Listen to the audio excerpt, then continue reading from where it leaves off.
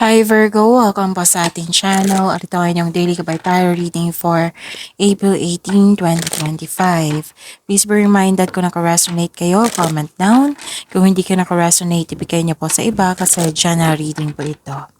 This is for you Virgo ngayong April 18, 2025.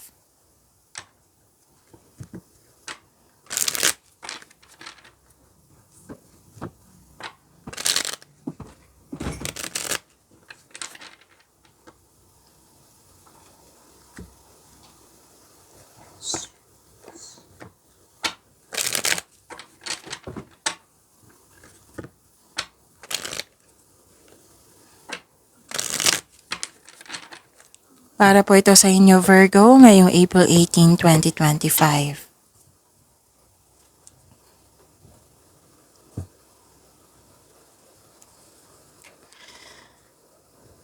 Maraming salamat po sa inyong patuloy na suporta at maraming salamat din po sa mga hindi nag-skip ng ads.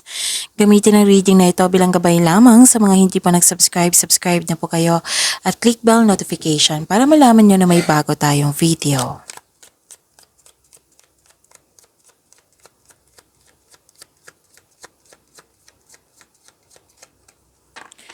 Mga ganap po para kay Virgo ngayong April 18, 2025.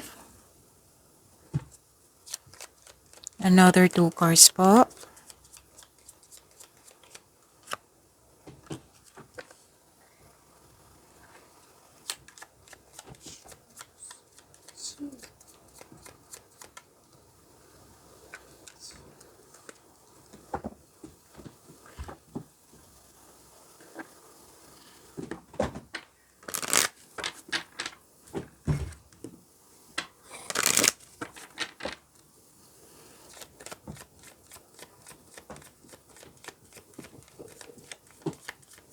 Spirits guides,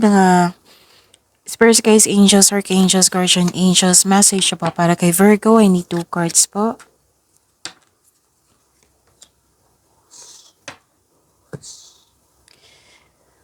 Ngayong April 18, 2025 para po kay Virgo.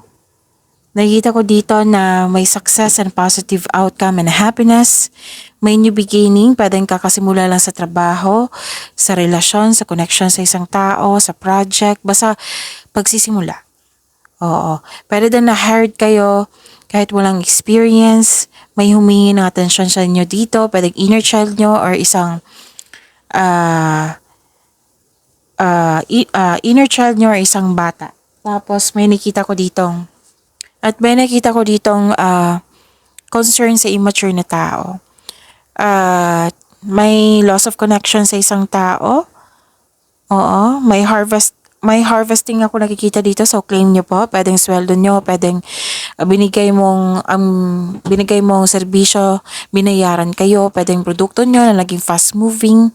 Oo, pwede din literal na harvest po, Virgo. So sabi po andito po si Archangel Raphael, healthy lifestyle. Sabi po niya, eat a healthful diet, get adequate sleep, and exercise regularly for optimal health. And clear your space. Sabi po ni Archangel Jophiel, get rid of clutter, clear the energy around you.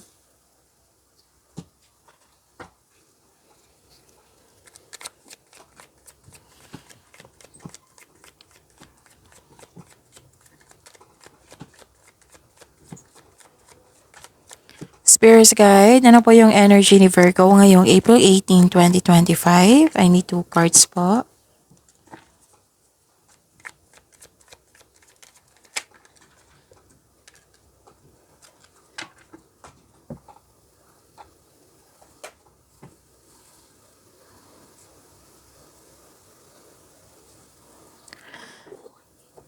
Kung may narinig kayo or may nakita kayong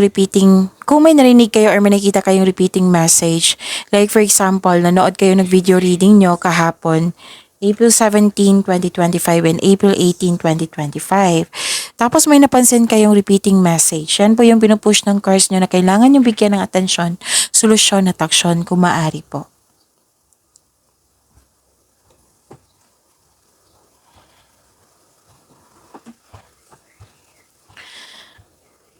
May don't claim negativity, sabi po ng card dito.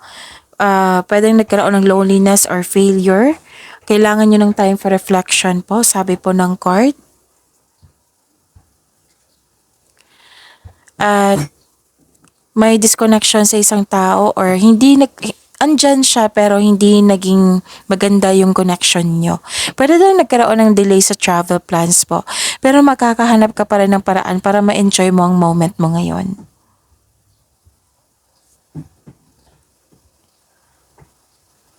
So, malakas ang inyong intuition. Oo. May nalaman po daw kayo pero inignore nyo. Parang pwedeng wala kayong time or pagod kayo or inignore nyo talaga na ayaw nyo ng problema or ayaw nyong maistorbo. May nakita ko ditong confusion or inignore nyo. Oo. So, ang sabi dito na nalaman mo to nalaman mo, may nalaman kayong katotohanan, may nalaman kayong sikreto. Oo. So, buksan ko lang yung kortina. Tapos, may malalaman kayo sikreto mula sa isang tao, maghinig po daw kayo sa inyong tuition, at yung hinahanap niyong sagot sa inyong mga katanungan, solusyon sa inyong problema, nasa iyo na po daw. Sabi po ng card, trust your own counsel first.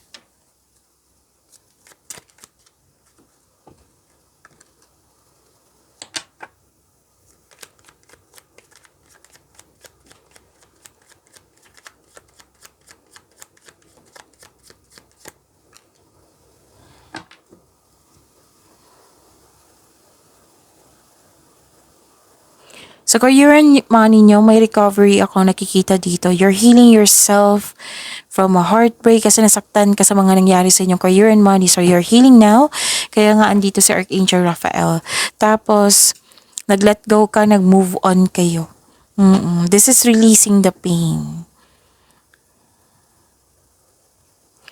Tapos sabi po ng card dito na alagaan nyo po daw yung sarili nyo, alagaan nyo po daw yung career nyo, yung posisyon nyo, yung money nyo.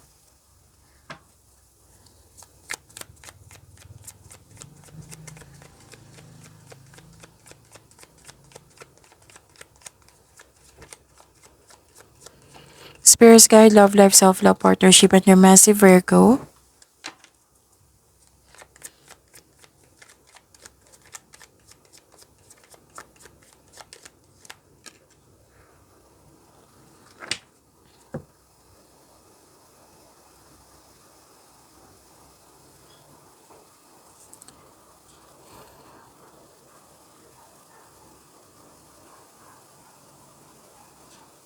Okay, may nakita ko ditong anong tawag dito?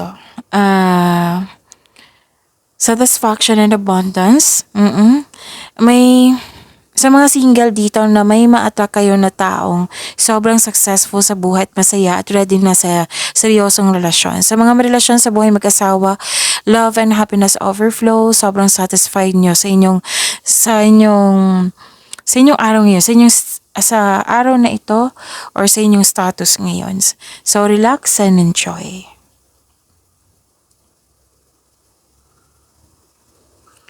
Nakikita ko dito na nagkaroon po ng may concern kayo sa hindi totoo, may concern kayo sa nagbabalat kayo or na-stress kayo sa isang tao na hindi totoo sa iyo.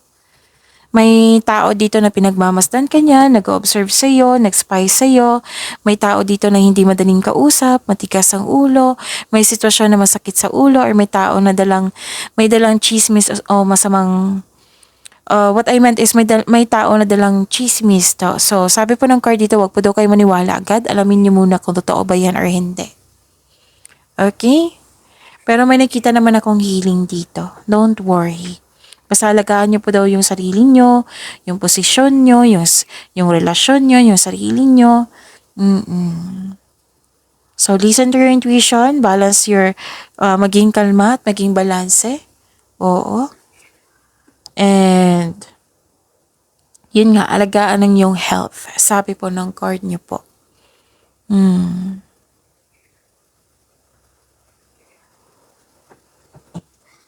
Okay.